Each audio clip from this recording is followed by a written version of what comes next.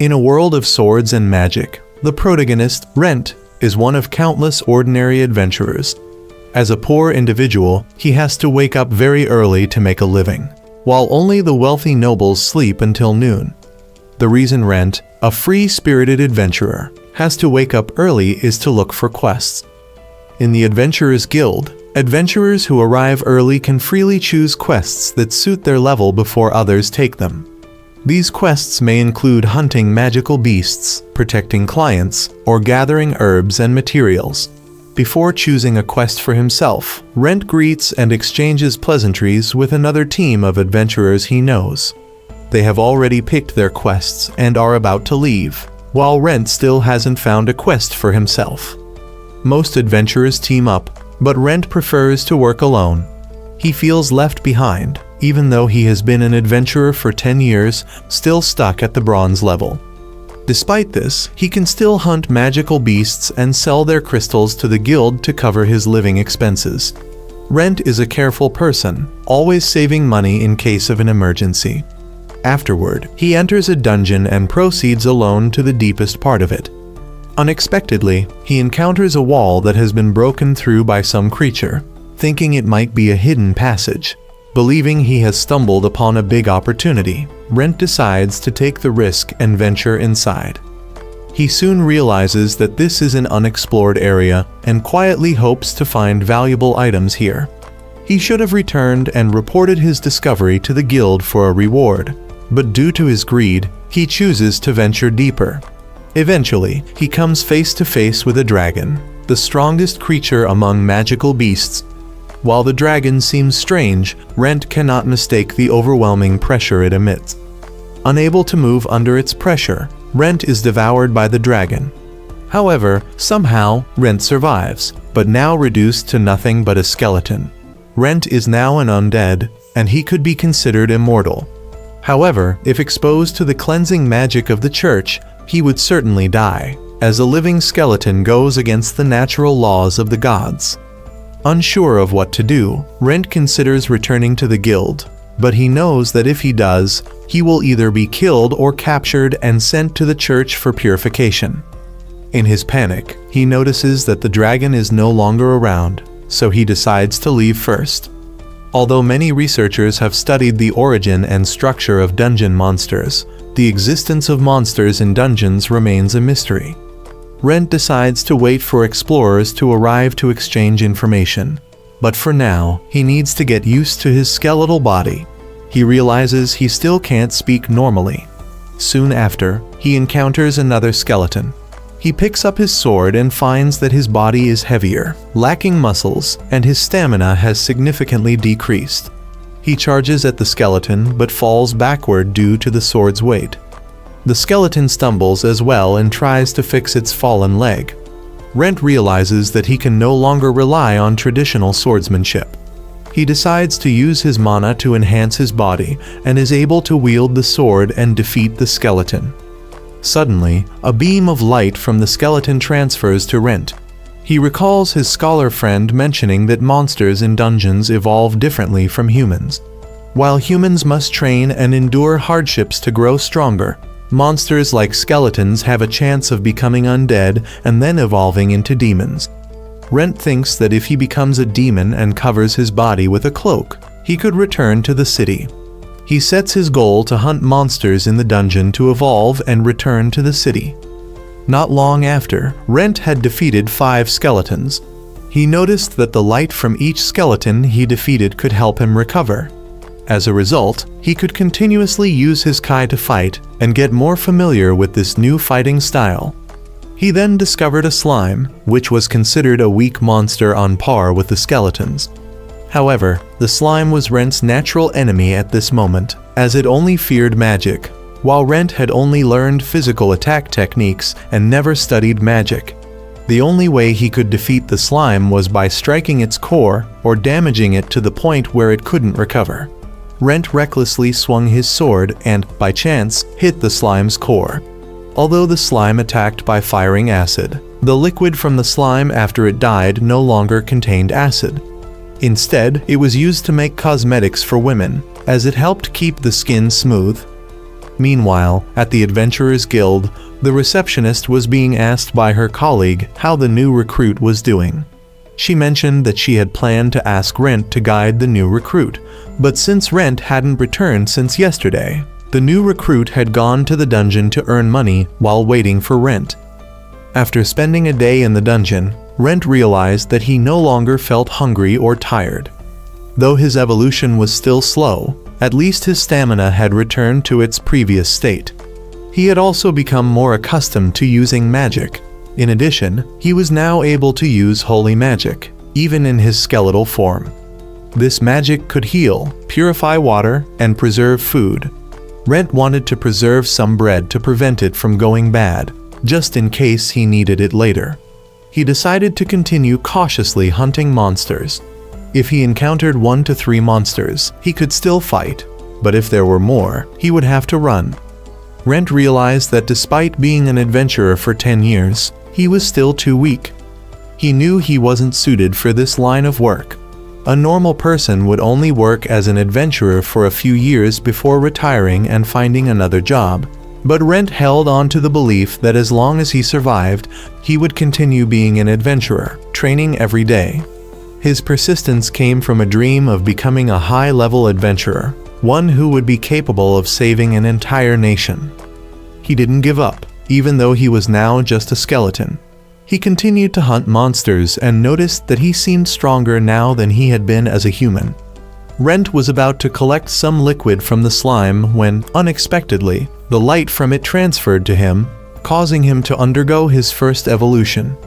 Rent became a zombie with flesh. Although not fully restored, he was now able to speak, but his speech was still unclear. He realized that this evolution had benefits and decided to continue hunting monsters diligently. Rent then started hunting higher-level creatures like goblins. Now that he was a zombie, his movements were more agile, and his Kai and magic had increased, making it easier for him to fight. He easily defeated 2 goblins and realized that he was much stronger than when he was human. Not long after, Rent discovered a human in the dungeon. He decided to remain hidden for fear that the girl would either run away in fear or attack him. He recognized her as a new recruit, as he was familiar with most adventurers in the city. After observing her for a while, Rent realized that although she had been trained in swordsmanship, she lacked experience and wasn't good at observing her surroundings. A skeleton then suddenly attacked her, pushing her into a corner. She tried to fight back, but the skeleton grabbed her sword. Rent had no choice but to step out and help. He appeared behind the skeleton and struck it down with his sword. Afterward, he approached the girl and greeted her, but she was still very startled and afraid of him. Rent introduced himself and threw his sword away to show that he meant her no harm. He then told her that he had died and been turned into this form. The girl then asked Rent if he planned to kill her if she left, to which he denied, stating that he had no such intention. He then asked her to help him buy some clothes to cover his body, as he wanted to return to the city. Rent gave her money and asked her to buy the clothes, promising that he would give her the remaining balance.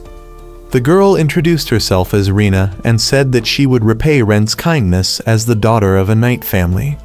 Rent then led Rena to the entrance of the dungeon and let her leave, with Rena promising to return and help him. Rent noticed that Rena was still cautious around him, but he understood that it was necessary for an adventurer to be wary. He was also worried that Rena might report him to the guild, but he decided not to dwell on it and let things unfold. Rena then returned to the guild and went to see the receptionist, while Rent continued hunting monsters and accumulating strength to evolve. He soon noticed that Rena had come back. She called out to him, and Rent showed himself. However, she was still unsure and drew her sword to ask him. Rent explained that in the lower levels, he was the only zombie, and real zombies were found in higher levels. Rena mentioned that she had brought the clothes for him and returned the extra money. Rent checked the clothes and found them to be large enough to cover his body. Rena had also bought bandages to help him wrap his hands and legs to conceal them. After putting on the clothes, Rent realized that his face was still exposed, so Rena had prepared a mask for him. When Rent tried it on, the mask unexpectedly stuck to his face. He realized that the mask was cursed and couldn't be removed, even with holy magic. The rest of his clothes had been bought with the receptionist's help in finding a place to buy them. However, the mask was something Rina had found from a street vendor, and she regretted not being suspicious of the unusually cheap price. She felt guilty, but Rent didn't blame her. He thought that all he needed to do was earn money and ask a high-level mage to lift the curse. Rina now realized that Rent was a kind person and decided not to fear or be wary of him anymore. They both left the dungeon together. Rent learned about Rina's background and understood that she came from a different city but had moved here to study and become an adventurer. Recently, 2 dungeons had been discovered and were being explored. When they reached the city gate, Rent grew a bit anxious because he would be forced to show his pass, but he no longer looked the same as before. Rina wanted to lead him through another gate, but Rent didn't want to cause her any more trouble. He worried that if he was exposed, Rina would be investigated for bringing a monster into the city. However, she felt indebted to Rent for saving her life and still wanted to help him, both now and in the future. Rent then went to the city gate and showed his adventurer's badge to pass through. Rina gave the excuse that Rent had been attacked by monsters and was injured, so he wanted a mask to hide his injuries. Unfortunately, the mask was cursed, and Rent couldn't remove it. The soldiers also tried to remove the mask, but couldn't, so Rent had no choice but to hire a holy mage to lift the curse. Once they entered the city, Rent thanked Rina and unexpectedly vanished. He didn't want to be involved with her any longer because he knew that she would soon mature and become a more capable adventurer than him.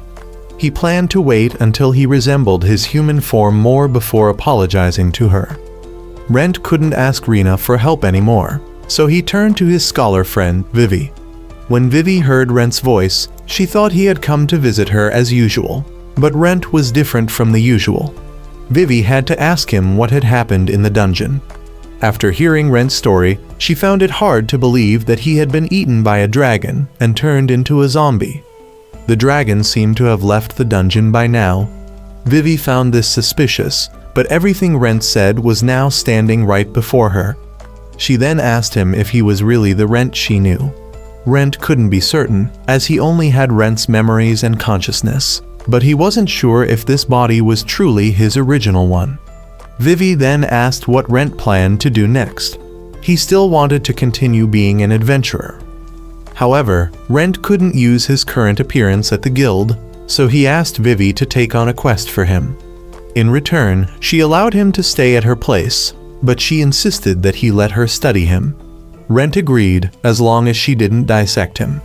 The next morning, Vivi took the magic stones and slime that Rent had collected to sell, making a decent amount of money. Rent decided to use the money to buy a new sword from a blacksmith shop. When he went out in his suspicious appearance, he drew quite a bit of attention. He then went to the blacksmith shop, where the shopkeeper was a bit surprised by his appearance. Rent took out his sword and asked the blacksmith to forge a new one for him. The shopkeeper examined the sword and noticed that Rent had likely used both physical strength and magic in his battles. After asking Rent about his budget, she realized that he had enough money to afford a good quality sword. She asked for half of the payment up front and the rest after the sword was finished. Since it would take some time to forge, she asked for contact information to notify Rent when the sword was ready. Rent told her to contact Vivi. Vivi, meanwhile, was researching and discovered that zombies typically arose from corpses, and most zombies would lose their reason and emotions once revived.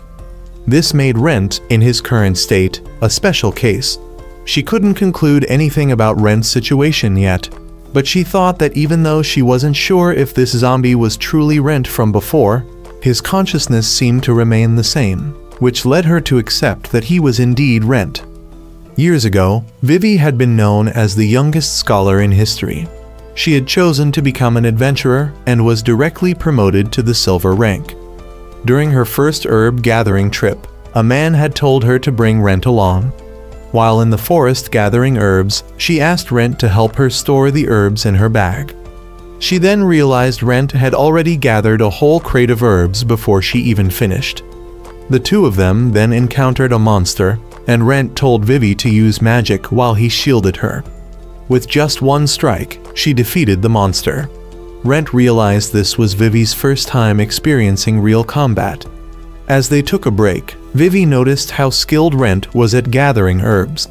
He told her that in addition to reading and writing, one needed knowledge of plants and monsters, and whatever could be learned should be learned because they never knew when it would come in handy. For the first time, Vivi, a great scholar, had to ask a regular person like Rent to teach her. From then on, the two became close, and over the next 10 years, Rent continued to level up, while Vivi kept watching his back. That afternoon, Rent returned home from the blacksmith shop. The blacksmith couple gave him a temporary sword to use. As he left, the couple sensed that Rent was still a good person. They believed he must have encountered some issue related to a curse and didn't want to trouble them, which was why he hadn't spoken about it. However, they trusted him enough to make weapons for him and would wait for the time when he was ready to share his story. That evening, Rent had dinner with Vivi. She noticed that Rent seemed not to be hungry and didn't need to eat. Rent, however, was determined to continue evolving into a form more like his human self. Vivi thought that if Rent continued focusing on monster hunting, it wouldn't be much different from how things were before. The next day, Rent entered the dungeon and encountered a man struggling with a slime. He decided to help and noticed that the man seemed to be an amateur. Rent then walked away, thinking that adventurers entering dungeons should be responsible for their own lives, and if they died, it was their own fault. He didn't want to get involved with this man, fearing it might be a setup to trick rescuers and steal their belongings. The man then ran up to him, asking to be Rent's teammate. The man explained that he was a new adventurer and couldn't fight monsters properly. He had originally been a cook with a stable job, but because of debt, he had decided to risk everything by entering the dungeon to pay it off. He had asked other teams to join them, but had been rejected, so he was now in the dungeon alone. However, Rent still apologized, explaining that he wasn't available to help. He felt that unless the cook found some high-level treasure, he might not be able to pay off his debt.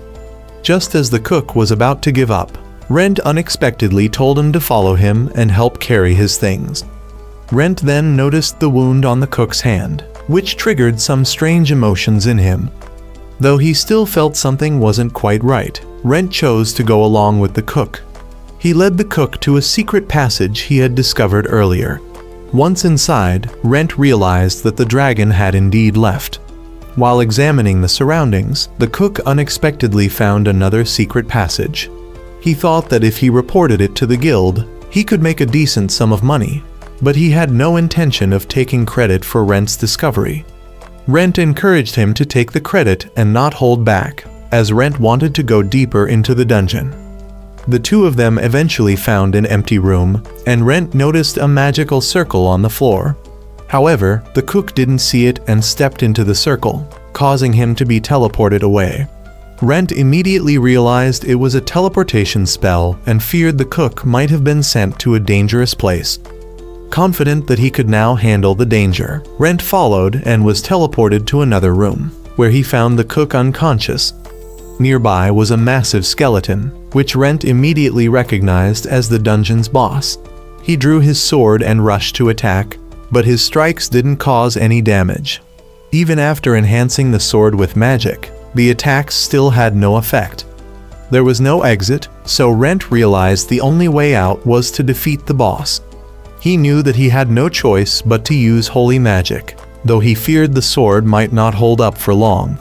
He enhanced the sword with holy magic and struck, breaking the boss's leg. This gave him the opportunity to deliver the final blow. Afterward, the cook woke up and saw Rent. Rent used holy magic to heal the cook and gave him the magic stone dropped by the boss. Rent was certain that the stone would be enough to help the cook pay off his debts. However, he had some conditions for the cook.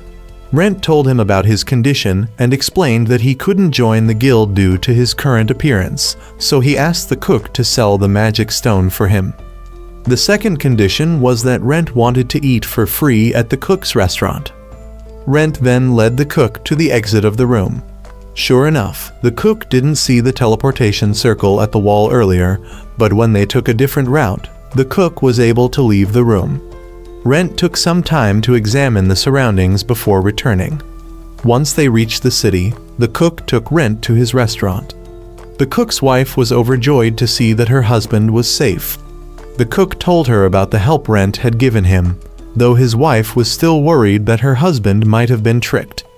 The cook reassured her, speaking highly of Rent and explaining that the only cost was that Rent could eat for free at their restaurant. The cook introduced himself as Loris and his wife as Isabel. They both bowed to thank Rent and asked for his name. Rent told Loris his name and asked him to keep it a secret. Rent then returned to Vivi's house, and that's when he started experiencing strange symptoms. His vision gradually blurred, but he managed to walk inside. Vivi asked him where he had put the letter from the elders of the Empire, but Rent suddenly approached and hugged her. Then, the mask partially vanished, and Rent bit into Vivi's shoulder. She quickly pushed him away and, realizing he still had his consciousness intact, used magic to subdue him. Rent woke up and immediately apologized to Vivi for what had happened. Vivi told him not to worry about it, as she was fine, and asked him to explain what had occurred. Rent told her that he had encountered a man in the dungeon and began feeling an unusual hunger for him. However, Rent pushed those emotions aside and returned home, where he found Vivi also very appetizing. This caused him to be overwhelmed by his instincts and bite her. Vivi had partly predicted this outcome, as Rent was still a zombie who craved human flesh and blood. Rent then asked to see Vivi's wound, and he tried using holy magic to heal her. After one attempt, the pain from Vivi's wound was gone, but the scar remained. Rent exerted himself to use the magic once more, and this time, the wound completely vanished. Vivi then noticed that Rent's mask had changed.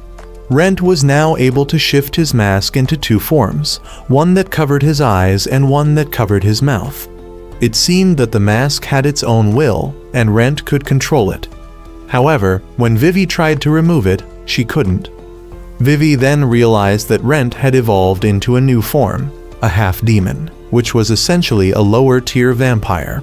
Rent didn't know when he had evolved, as there had been no change when he defeated the skeletal boss.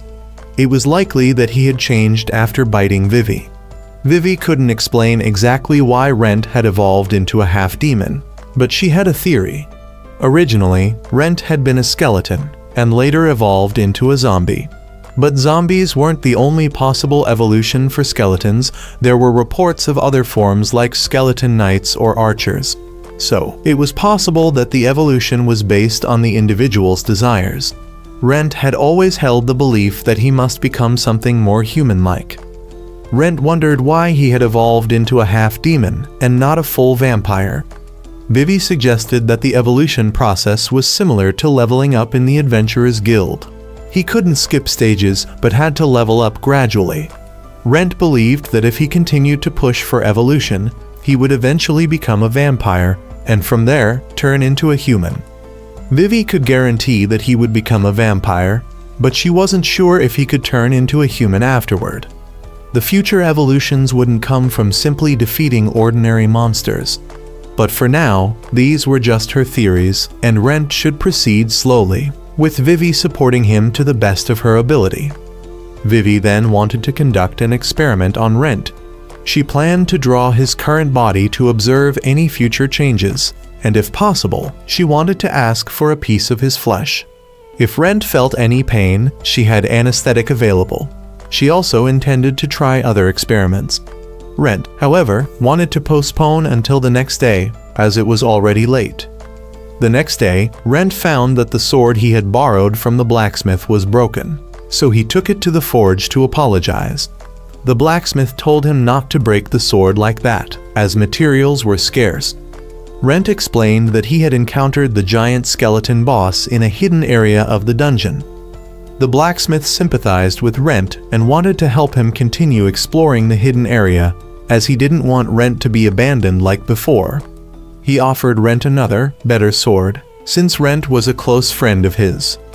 On the way back to the dungeon, Rent noticed that Loris and his wife were shopping for supplies to reopen their restaurant. In the following days, Rent helped Vivi with her experiments. Though Rent didn't understand alchemy very well, he was somewhat apprehensive about the experiments Vivi might conduct on him. Rent tried drinking some of the poison Vivi had made, and it didn't seem to affect him at all.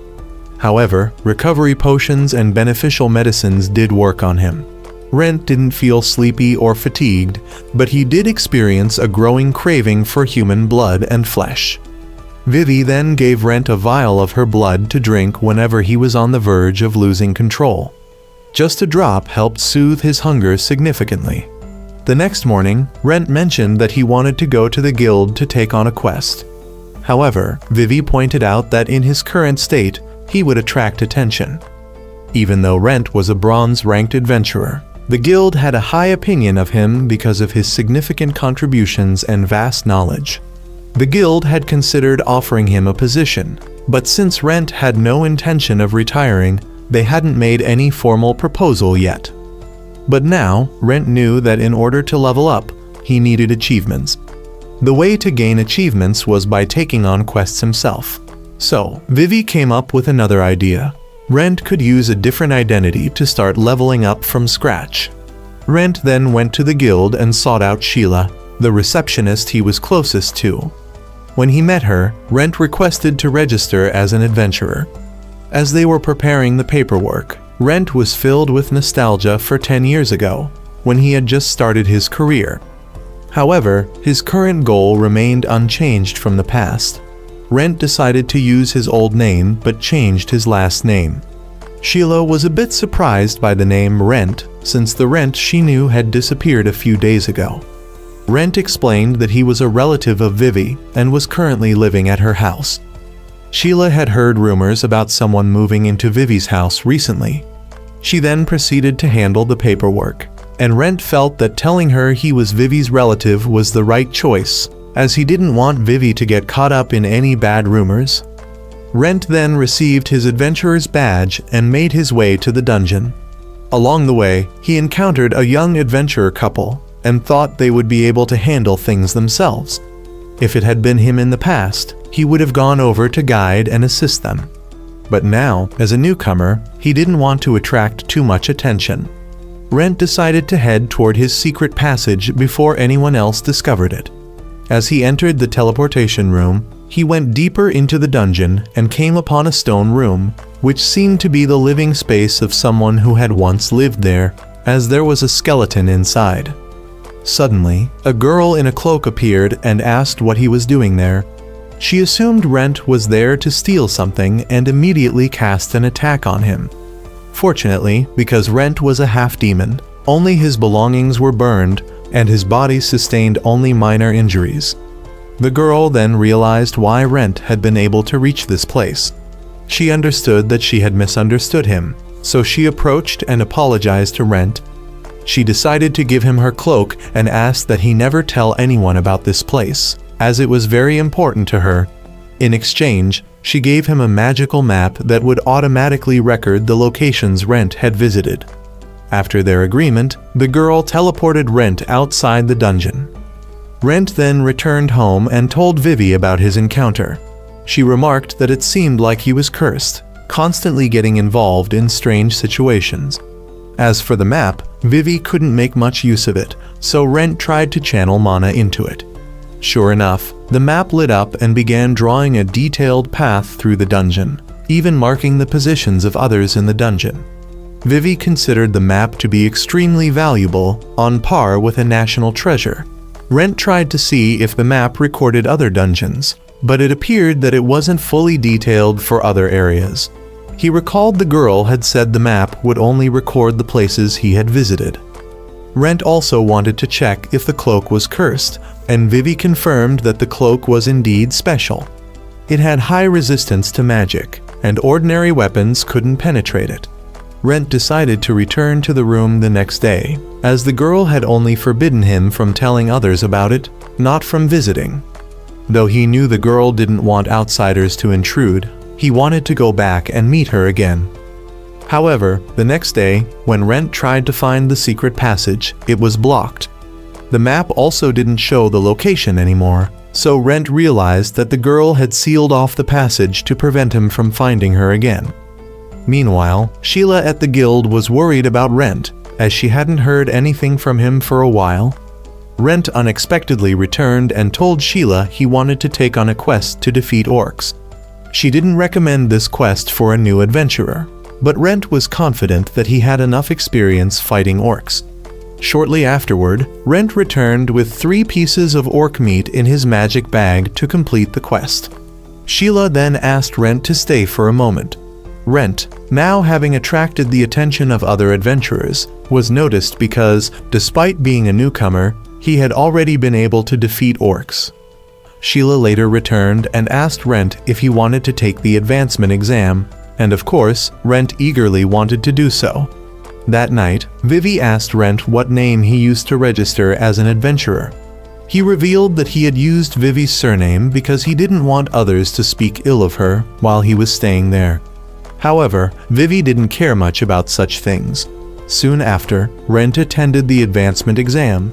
He noticed there were many people there, and those who could read were sent to take the written test. These tests were no challenge for Rent, as they were too easy for him. He realized that many people had come to the exam, including the rookie girl he had met earlier. After the written tests, many people had to leave, while Rent achieved a perfect score. Sheila then came to inform Rent that for the practical exam, he would have to complete a quest for the guild. Rent was paired with 2 rookies, Ryan and Laura, whom he had met before. After the introductions, the guild assigned them a task. All teams had to reach a designated location on the dungeon map. There were no rules, so they could do whatever they wanted. The team that reached the destination first would receive a reward. Everyone realized that this was a race. They were then taken to the dungeon entrance, which was different from the one Rent was used to. He told Ryan and Laura to go buy a map because the map provided by the guild had been published 15 years ago, so the actual layout might have changed. Rent went to a nearby shop to buy a map, and because the full map was expensive, he requested only the map for the first floor. Indeed, the map he bought was quite different from the one given by the guild. The shop owner advised Ryan and Laura to listen to Rent, as he seemed experienced. Rent also informed them that the guild had intentionally given them an old map as a challenge, and that the guild was quite malicious. The 3 of them then entered the dungeon and encountered a group of skeletons. Ryan and Laura immediately showed that they weren't weak, which made Rent realize that they were capable and knew how to cooperate well. After dealing with the skeletons, Rent discovered a bag that had a very foul smell, likely used to lure the monsters. He then noticed an ambush ahead and identified the enemy as humans. Rent carefully approached and blocked an attack from the hidden ambusher. He left this person to Rai while he dealt with 2 others, a swordsman and a mage. Rai seemed to be struggling more with the swordsman, so Laura used magic to restrain him, and Rai then shoved him into a wall, allowing Laura to throw stones at him. Rai soon realized that these were also participants in the exam, and they had tried to ambush them to fail the test, as the examiners had stated that they could use any means necessary. Rent then told Rai and Laura that dungeons were unpredictable, and they needed to be extremely cautious. As they continued, Rent ordered someone hiding in the shadows to come out and clean up. A cloaked figure stepped forward, and it turned out that they were all people sent by the guild to make the exam harder for the participants. Meanwhile, the guild master informed Sheila that he found Rent suspicious because someone new had such formidable strength. He wanted Sheila to report everything she could about Rent. Rent's group had now reached the boss room, but another team arrived first and wanted to go ahead. Rent saw that they were deliberately trying to pick a fight, so he drew his sword to intimidate them. They backed down, knowing better than to cause trouble. Rent then allowed them to go first, but not long after, the other team ran out of the dungeon. Rent wanted to show Rai and Laura something, and as soon as the other team ran out, they were escorted by guild personnel. Rent told Rai and Laura that they wouldn't die in this exam, but it was still a lesson, If you can't win, it's better to retreat than to fight recklessly. Every adventurer would face a terrifying shock at some point, and whether they could rise up after that shock was what determined how strong an adventurer truly was. Rai understood and decided to follow Rent into the boss room. As soon as they entered, the two of them discovered that the boss was a high-level slime, which explained why the previous group couldn't overcome it. Rent explained that there was still a way to defeat it, but since they had encountered the boss, he wanted to test his strength. He believed that to become stronger, one had to engage in tough battles to push their abilities. Rai, as the vanguard, charged forward and dodged the attack well. However, he couldn't strike at the core of the slime. Immediately, Rai was thrown back. Despite the intense pain, Rai forced himself to stay on his feet to give Laura time to cast a spell. In this battle, Laura was the key to defeating the slime, and Rai needed to stall for time. Before they entered, Rent had already discussed the strategy with them, so they proceeded according to plan. Rent believed that if they performed well, they could defeat the boss, but he would assist them a little to prevent them from being seriously injured. Once Laura finished casting her spell, she signaled for everyone to retreat. She used Fireball to attack the slime, which was weak to fire due to its water-based nature, tipping the odds in Rent's group's favor. This was the first time the two rookies had defeated a boss, and the materials from the slime could be sold for a lot of money, so they decided to stay and gather them, disregarding the other participants who had passed. Laura realized that reaching the goal first didn't matter much. As long as they reached it within the allowed time, they would pass the exam. Moreover, there were many traps ahead, so they could let the others act as decoys while they safely made their way to the goal. Rai also understood that the guild had set up these traps to help improve adventurers' skills. Without strength and the right mindset, they would easily be defeated by monsters. To their surprise, they were the first team to complete the challenge. The two rookies had become wiser by having someone at the guild verify their identities before trusting them. The reward was nothing special, just an immediate promotion to the next rank and a few healing potions. After completing the exam, Rent told the two rookies to follow him. Since neither of them had ever been to the second floor of the dungeon, he wanted to show them around. They were shocked to find that the second floor had sunlight and different types of plants.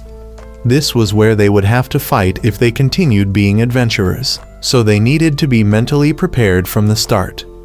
The journey back to the guild was tiring, as the guild still had traps set up to test them, but Rent and his group managed to make it through. After handing over their certification to Sheila, the three of them were promoted to copper rank adventurers. Sheila's younger brother, who had been watching them during the exam, also came to confirm their progress. The guild not only evaluated the participants based on their strength, but also their character. In their case, they received perfect scores in both aspects. Rent later learned that Rai and Laura had defied their families to become adventurers, which reminded him of his own past.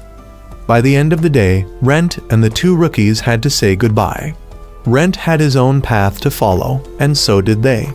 He wished them the best, but reminded them that a teacher for a day is a teacher for life, so they would never forget the lessons he taught them that day. After bidding farewell to the two rookies, Sheila had a conversation with Rent about the person she had known before. Being sharp, Rent understood that she had figured out his true identity.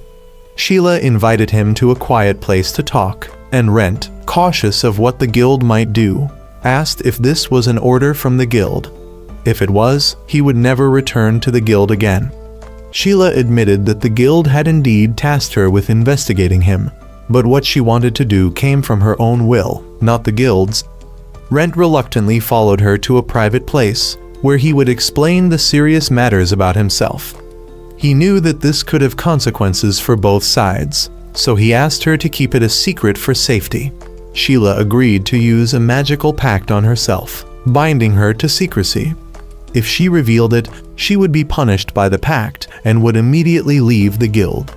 Sheila's actions stemmed from her desire to help Rent in the same way Rent had once helped her become the diligent guild employee she was today. Hearing this, Rent agreed to form the magical pact. He then removed his hat to reveal his face to her, as he didn't know where to begin explaining, and this seemed like the simplest way. Sheila was utterly shocked upon seeing Rent's face. It was no longer human, but that of a demon. For now, Rent decided to leave the matter unresolved so she could take her time to process it. A straightforward explanation would not suffice for something so unbelievable. As he was about to leave, Sheila declared that she would do her best to help him.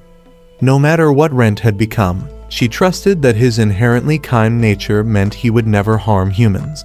She assured him that if he faced any issues related to the guild, she would handle them. The two of them returned home that night, where Vivi noticed that Rent had revealed his secret to Sheila. Returning to the main topic, Vivi wondered aloud if Sheila wasn't afraid of being implicated in something so dangerous. Sheila, however, expressed no fear. Vivi subtly hinted at Rent's current state as a flesh-eating monster, but Sheila still decided to stay and help him.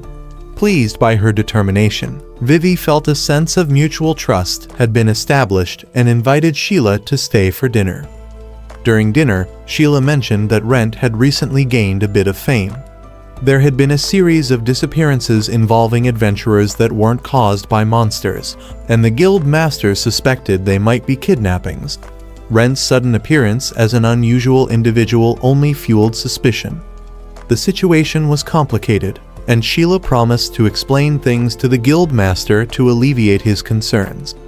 In the meantime, Rent would avoid visiting the guild to let the rumors die down. A few days later, the guild master asked Sheila about her investigation. Sheila explained that Rent's nature was just as kind and trustworthy as the Rent they had known before, which reassured the guild master. Several days after that, Rent left the house early one morning, which worried Vivi. She questioned why he would go out so soon after agreeing to avoid the guild for a while. In truth, Rent had gone to the blacksmith's shop to test a weapon. The sword he had ordered was finally ready. The blacksmith, familiar with Rent's preferences, had adjusted the design for ease of use. Additionally, the weapon was imbued with holy magic resistance, as requested, making it reliable for any use. First, Rent tested it with his magical power. The blacksmith was astonished at how much Rent's magic power had increased. Next, they tested physical strength and holy magic. The sword proved its quality, withstanding powerful holy magic-infused strikes without damage. Furthermore, when Rent used holy magic to slice a wooden log, the cut piece began sprouting leaves. Amused, the blacksmith decided to plant the piece, curious to see if something unusual would grow from it. Curious about Rent's ability to use holy magic, the blacksmith asked about its origin. Rent explained that he used to repair abandoned shrines, which may have earned him a blessing from the gods. Rent also wanted to test combining 3 types of magical power, physical energy, and holy magic to see if it would amplify their effects. The blacksmith warned him against it, as such fusion was rare and could be dangerous. If the attempt failed, Rent's body might even explode. Still, Rent wanted to try, believing it could become a new trump card that would bring him closer to his dream of becoming a high-ranking adventurer. Reluctantly, the blacksmith handed Rent a different sword for testing, unwilling to risk damaging the newly crafted one. Rent began by channeling magical energy into the sword while reinforcing his body with physical energy. The sensation was extremely uncomfortable, as if forcing too much into an already full container. After enduring the strain for a while, Rent unleashed a strike that turned the entire wooden log into dust. That was only a trial. This time, he planned to add holy magic into the mix. Determined to become a high-ranking adventurer, Rent channeled all his magical power, physical energy, and holy magic into the sword, circulating the energy through his body. Watching from a distance, the blacksmith grew nervous and urged Rent to stop. However, Rent pressed on and finally unleashed a strike imbued with all 3 energies combined. The log was transformed into a sphere, and the sword crumbled to dust, unable to withstand the combined power of the 3 energies. Rent realized that the fusion of these energies caused the structural disintegration of the contacted object. The blacksmith advised Rent against using this technique frequently. Even though the sword was resistant to holy energy, it couldn't endure the combined force Rent had unleashed. Recalling the near-death experience from a powerful strike delivered by a girl he had faced previously, Rent asked if he could use this technique in situations where he was up against an overwhelmingly strong opponent. The blacksmith couldn't provide a definitive answer, but suggested crafting a batch of swords for Rent to use as expendable tools. After this incident, Rent realized that to reach a higher rank, he would also need superior equipment. While walking along the road, Rent saw someone desperately pleading with an adventurer to take on a quest outside the guild's approval. However, the adventurer refused, fearing repercussions from the guild. Seeing this injustice, Rent approached and handed some silver coins to the adventurer, dismissing them before taking on the young man's request himself. When Rent inquired about the nature of the quest, the young man explained that it involved eliminating the Lord of the Lake. However, details about this entity were scarce and could only be discovered upon arrival. The young man, visibly exhausted, led Rent to his village. Understanding the fatigue from spending an entire day seeking help, Rent let the man rest. Before heading to the lake, Rent wanted to inform Vivi about the village.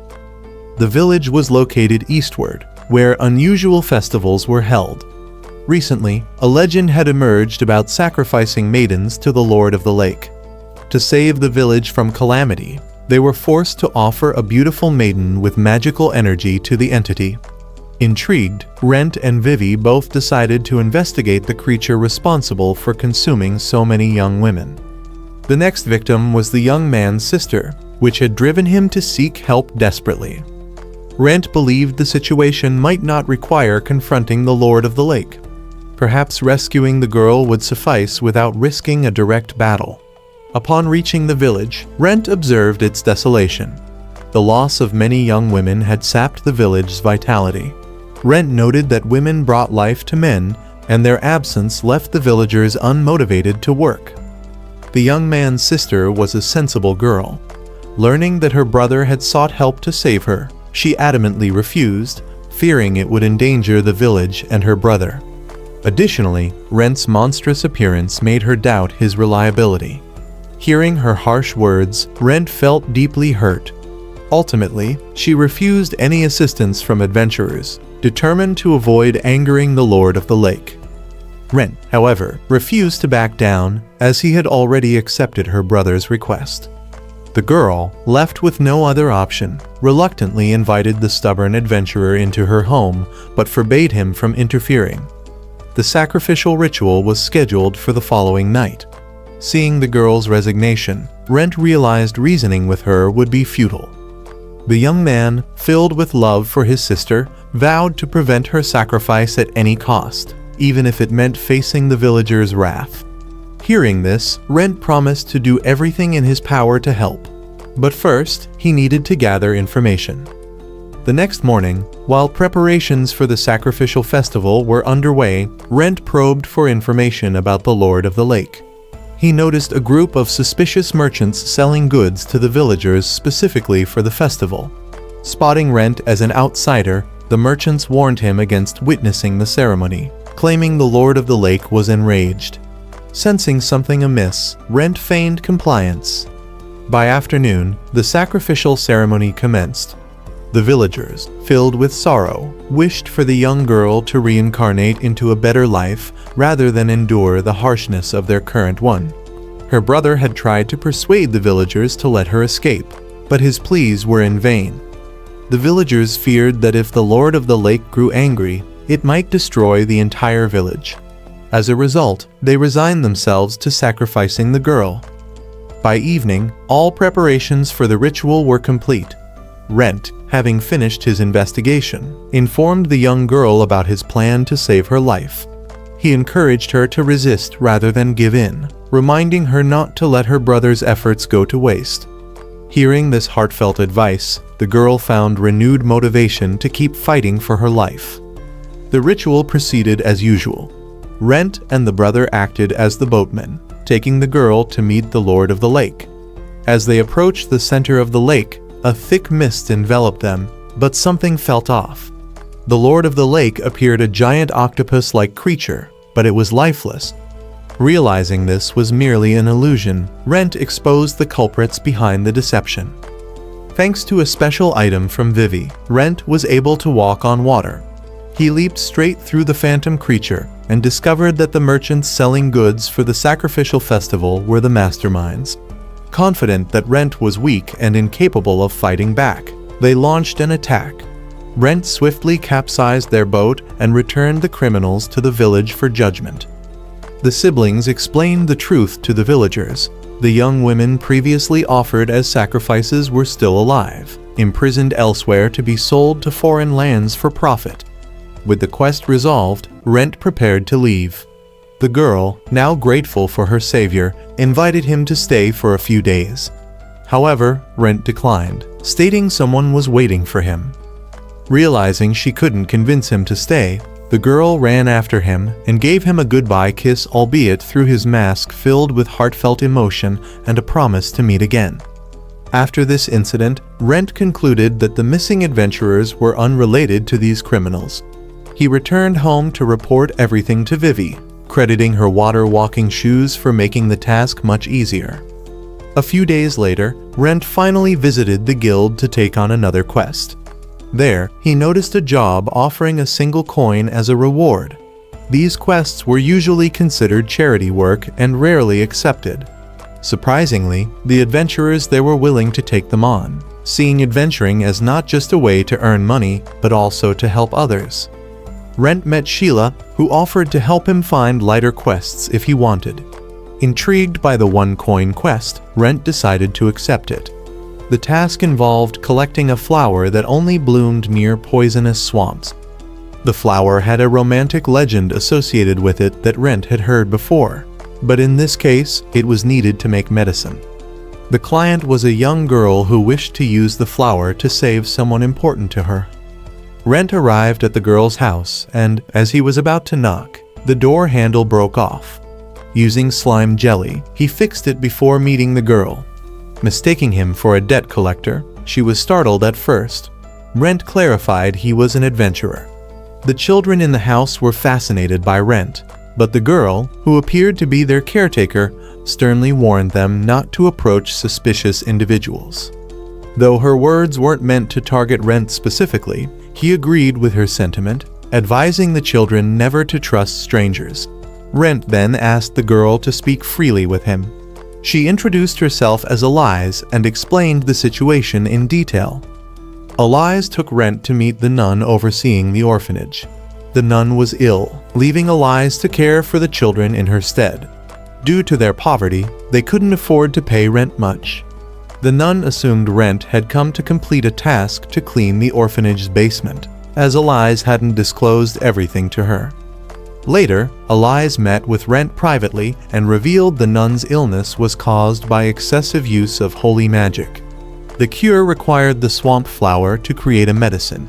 Elise hadn't told the nun about her condition because she feared the nun would leave the orphanage, be replaced by someone else, and resign herself to death.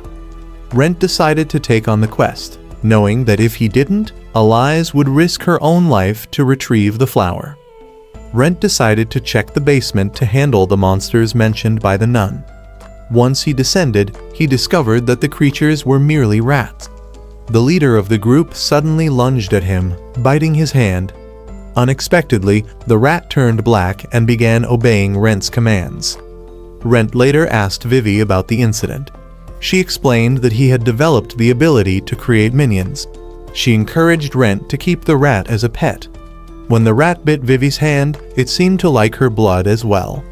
Amused, Vivi decided to name the rat Edel and planned to use it for small experiments. The rat seemed fond of Vivi and behaved obediently. That night, Rent grew bored since he could not sleep. Vivi offered to cook something for him. She knew Rent was planning to visit the poisonous swamp nearby, a place rumored to house a semi-dragon creature. Rent expressed confidence in handling the situation, as he had purchased holy water to repel the creature, though he admitted it wasn't a foolproof solution. As they ate, Rent realized he could taste food again. Vivi revealed that she had mixed some of her blood into the dish to enhance his sense of taste. The next day, Rent arrived at the swamp. The coachman was scheduled to pick him up that evening. Although the area was dangerous, some unique plants growing there attracted visitors. While traversing the swamp, Rent encountered a group of goblins. These goblins were far stronger than those found in dungeons due to the harsh environment, which had honed their intelligence and pack tactics. Nonetheless, Rent quickly eliminated them with ease. Continuing his journey, Rent unexpectedly fell into the water and encountered a giant fish. He swiftly dealt with the creature while Edel watched from the sidelines. Meanwhile, Sheila visited Vivi and discussed the criminals Rent had captured earlier. Sheila wondered why Rent aspired to become the highest-ranked adventurer. Vivi admitted she had never asked Rent about his motivations, as adventurers typically avoided probing into each other's pasts. Sheila expressed concern for Rent on his current quest, but Vivi was confident in his ability to manage. At the swamp, Rent began to regret buying cheap holy water. The semi-dragon found him and cornered him. Rent dodged its poisonous attacks and counterattacked, but both his magic and physical strikes were ineffective. Edel then used holy magic and leapt into the creature's mouth, forcing it to spit him out. Rent realized the semi-dragon was vulnerable to holy magic. Activating his own holy magic, he launched a counteroffensive. After dodging the creature's attacks, he successfully decapitated it. Acknowledging Edel's contribution, Rent placed the semi-dragon's head in his magical bag for later. Moving forward, Rent found the field of flowers Elias needed. Just as he was about to pick the flowers, he encountered an elf. The elf had also come to collect the flowers, having brought anti-poison gear and holy water to traverse the swamp. The two sat together to gather flowers. The elf only took one flower for his wife, who was also ill. Rent wished his wife a speedy recovery. The elf introduced himself as Isaac and expressed interest in befriending Rent. Isaac explained he needed someone to regularly deliver the flowers to his master, as they could not be preserved for long. He promised to reveal his master's identity if Rent accepted the request. Rent returned to the city and sought out Sheila at the guild. He asked her to help him handle the semi-dragon's body. Knowing the carcass would draw attention if processed in public, Sheila took him to a workshop owned by Dario, a specialist in handling monster remains.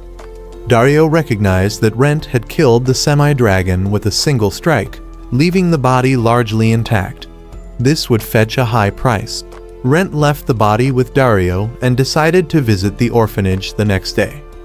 Sheila noted that Rent had grown stronger, but Rent dismissed the notion. To him, someone like Isaac represented true strength. Rent felt that his current power came not from effort or training, but from the circumstances of his transformation into a monster. The next day, Rent returned to the orphanage and reunited with Elias. He informed her that he had completed the quest. Two alchemists Elias had summoned examined the flower and found it to be in perfect condition. They planned to use it to cure the nun and then help others with the remaining flowers. Rent handed them a bag of flowers and encouraged them to use it to help as many people as needed. Rent then asked Elias if she still aspired to become an adventurer. She replied that she wanted to be an adventurer who helped others just like him. Rent mentioned that Edel's offspring would now guard the orphanage basement.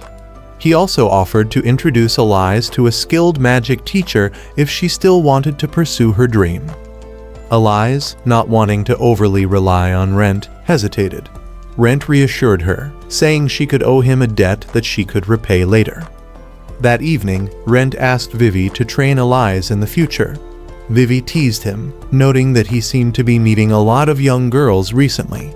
Rent, clueless about romance, tried to appease her by offering compliments. Vivi decided to let it slide, as the compliments were directed solely at her. The next morning, Rent went to the guild, where Sheila informed him that a prominent family had issued a quest specifically requesting him. Rent suspected this quest was from Isaac, who worked for a secretive family. Accepting the quest, Rent set out to meet them. Meanwhile, Elias informed the nun of the truth through the alchemists. The nun prepared to leave but was stopped when the medicine was ready. Realizing that Rent was the one who completed the quest, she stayed to hear more about him. Rent arrived at the family's estate, where the gatekeeper explained that ahead lay a maze garden created using magical tools. He shared that anyone who conquered the maze would be rewarded with another magical tool from the family. His only advice to Rent was, "Don't trust the sun." Rent ventured into the maze. Despite progressing far, his magical map failed to record his path. Frustrated, he decided to navigate without it. After wandering for some time, he admitted he was lost. Eventually, he stumbled upon a clearing where a girl was seated. She invited him to either continue on his way or stay and have tea with her. Rent noticed that both the teapot and kettle were magical tools. The teapot, capable of infinitely refilling itself with tea, was said to be worth 300 platinum coins, enough for someone to live comfortably for a lifetime. Rent marveled at the family's wealth. The girl recognized Rent's shape-shifting mask as a magical tool and offered to buy it. Rent knew selling it would yield a fortune, but explained that he couldn't remove it, as it was essential for his travels. The girl also cautioned him again, "Don't look at the sun." As Rent continued through the maze, he noticed the sun shifting unnaturally. When he threw a rock toward it, the rock vanished, confirming that relying on landmarks like the sun was futile. After a day of wandering, Rent finally reached the manor. Isaac and the girl, Latour, greeted him, impressed that he had deciphered the maze rules. Latour introduced herself and guided Rent to discuss the quest and its reward. She offered him the chance to choose one magical tool from their vault. Led into the underground storage, Rent was amazed by the collection. Among the items were some peculiar tools, such as an endlessly bouncing ball. Rent's attention was caught by a toy airplane with a magical control system. While intrigued, he hesitated because the toy lacked practical utility. Latour explained that if he infused magic into the airplane, he could see through its perspective. However, the feature consumed significant magic and had limited range, making Rent unsure about selecting it. Deciding to explore further, he delved deeper into the vault to examine other magical tools. Suddenly, Rent accidentally touched something, causing several small fragments nearby to merge into a golem. The golem began attacking Rent.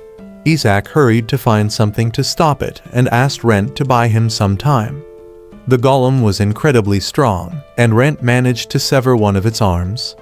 Vivi had once told Rent that golems usually had a seal on their forehead that could be targeted to deactivate them.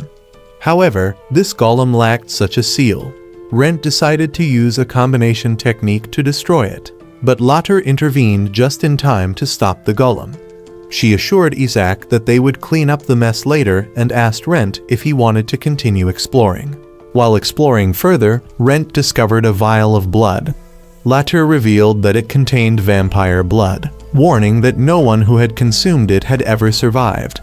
Rent decided to take it, believing it might help him become a true vampire.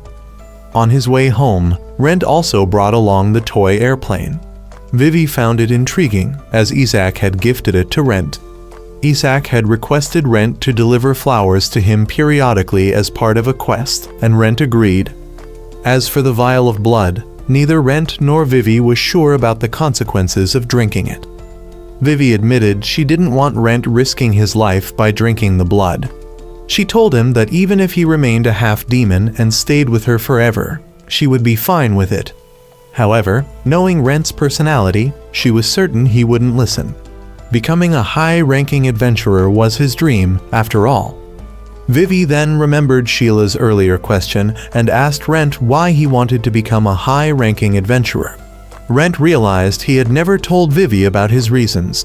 She hadn't asked before because Rent had once said that adventurers shouldn't pry into each other's pasts.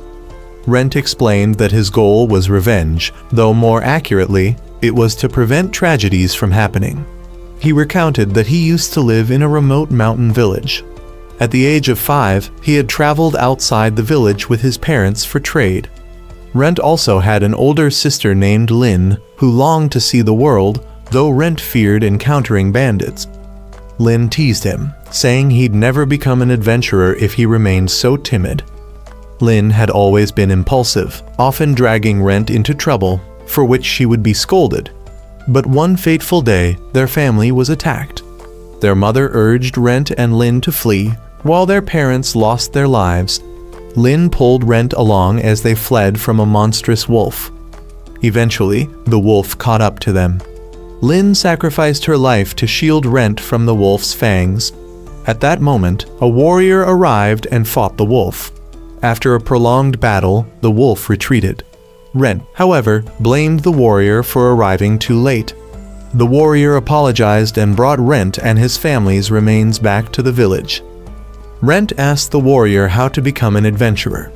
The warrior told him he'd have to wait 10 years before registering and advised him to train in martial arts and study during that time. The warrior also revealed that he was a high-ranking adventurer and challenged Rent to reach the same rank. If Rent succeeded, he could seek him out. While the warrior didn't specify where he would be, he assured Rent that he would still be active in the field if he were alive. 20 years had passed since then. Rent remained stuck at the bronze rank, but had never abandoned his determination. He wanted to personally slay the wolf that had destroyed his family and meet the warrior once more. Rent told Vivi that if he became strange after drinking the vampire blood, she shouldn't hesitate to put him down. Rent then drank the blood. At first, nothing happened, making him suspect it was fake. Suddenly, excruciating pain overwhelmed him. He collapsed as his body began undergoing a complete transformation. However, Vivi's voice kept his mind tethered. The next morning, Rent met his blacksmith friend, who was still working on crafting a better sword for him. Meanwhile, Elise and the children at the orphanage had begun dreaming of becoming adventurers. The nun acknowledged Elise's aspirations and thanked her for enabling her to stay at the orphanage. Meanwhile, Rai and Laura had recruited Rena into their team. Rent, having regained consciousness, reunited with Vivi. She wanted to examine what kind of creature Rent had evolved into, as he had successfully undergone evolution. Rent had regained his human body, but now possessed wings on his back. Vivi decided to investigate further to determine what kind of being Rent had become. His mouth now featured small fangs, and his eyes had turned red. However, these changes were relatively minor, allowing Rent to resume his life as his old self if he wished. Rent then decided to set out on a journey to find the warrior from his past. Vivi expressed her willingness to accompany him if he ever needed her support. And with that, the story comes to an end.